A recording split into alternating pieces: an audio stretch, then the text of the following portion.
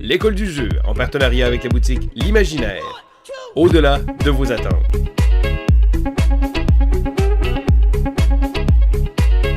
Bonjour et bienvenue à l'école du jeu. Mon nom est Sylvain et aujourd'hui je vous présente une critique express. Le but du segment est de vous présenter un jeu sous la barre des 6 minutes. Donc c'est certain que vous n'aurez pas toutes les règles, mais vous allez savoir qu'est-ce que j'en pense.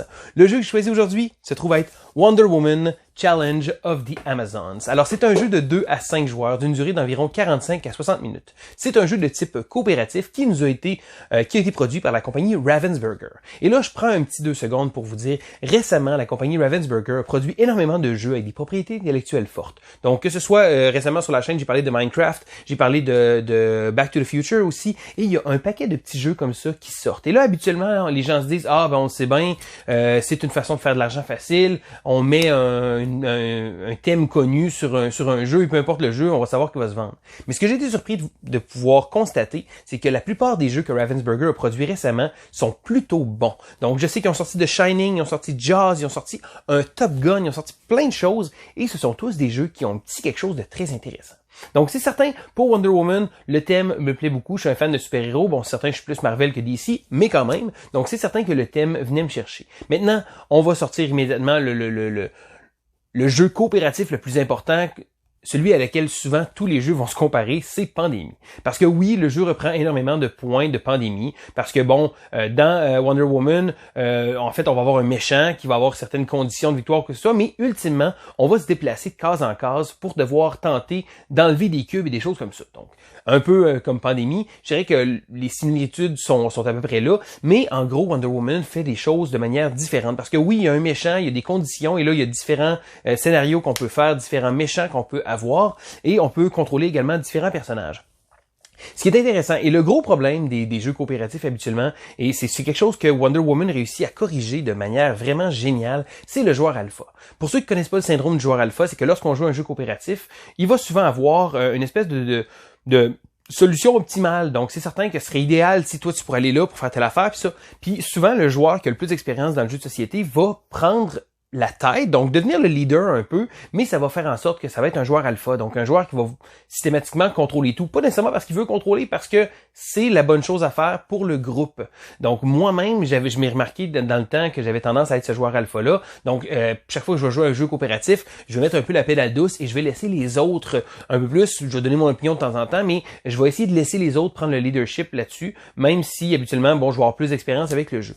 Donc, dans Wonder Woman, la façon que ça va fonctionner, c'est qu'il va y avoir des cartes qui vont être sélectionnées. Donc, chaque fois qu'on va faire notre tour, on va sélectionner un certain nombre de cartes. Et là, il y a des cartes qui vont être cachées et on ne pourra pas, on peut discuter de manière globale, en gros, qu'est-ce qu'on veut faire, mais il va y avoir des cartes qui vont être visibles et des cartes qui vont être cachées.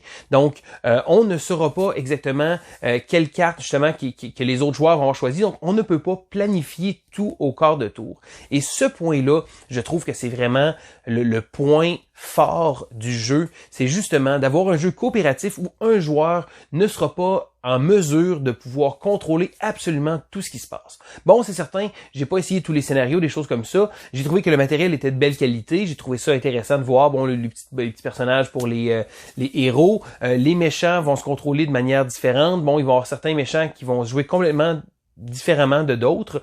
Je dirais que le jeu offre un bon challenge. Je dirais que mes premières parties, on a eu énormément de difficultés à gagner. Et pour un jeu coopératif, pour ma part, j'aime beaucoup ça parce que je trouve ça important qu'un jeu coopératif nous donne du fil à retordre parce que sinon, si on le vainc, si on réussit à gagner à chaque fois, on n'aura pas de challenge, on n'aura pas le fun de pouvoir dire « Hey, ok, j'ai réussi à gagner ma partie. » Donc, pour ma part, avoir un bon challenge, c'est important. Donc, c'est certain, encore une fois ici, le thème va être là quand même très présent. C'est certain, c'est Wonder Woman, c'est une propriété connue, c'est quelque chose, bon, les méchants qu'il va avoir, ça se trouve être intéressant, les objets, des choses comme ça. On va devoir se déplacer. Des fois, les choses iront pas en notre faveur. Des fois, on va se faire complètement overrunner par les ennemis. Il va y avoir trop d'ennemis qui vont arriver, on ne pourra plus rien faire. Mais c'est souvent ce que les jeux coopératifs vont faire. Puis pour ma part, j'ai trouvé que Wonder Woman, sans révolutionner le genre, était un bon jeu coopératif plutôt amusant. C'est certain, il fera probablement pas mes tops, mais je trouve que si jamais vous aimez la propriété de Wonder Woman, le jeu en tant que tel est très bien pensé. Vous aimez les jeux coopératifs, ça peut être un plus. Donc c'est certain que si ça coche un paquet de cases pour vous, ben ça se peut que ce soit un jeu pour vous. Sinon, ça reste un bon petit jeu. Comme j'expliquais, c'est pas un jeu révolutionnaire, mais j'ai trouvé ça intéressant, le concept des cartes cachées. Donc le fait d'avoir des cartes qui sont visibles et des cartes qui sont cachées, ça va donner beaucoup de cachet au jeu et ça va faire en sorte d'éviter le syndrome du joueur alpha qui est habituellement un gros problème des jeux coopératifs. Donc, j'ai été satisfait du jeu. C'est pas un chef-d'œuvre ludique, mais pour ma part, je suis très heureux d'avoir pu y jouer et de pouvoir vous en parler aujourd'hui.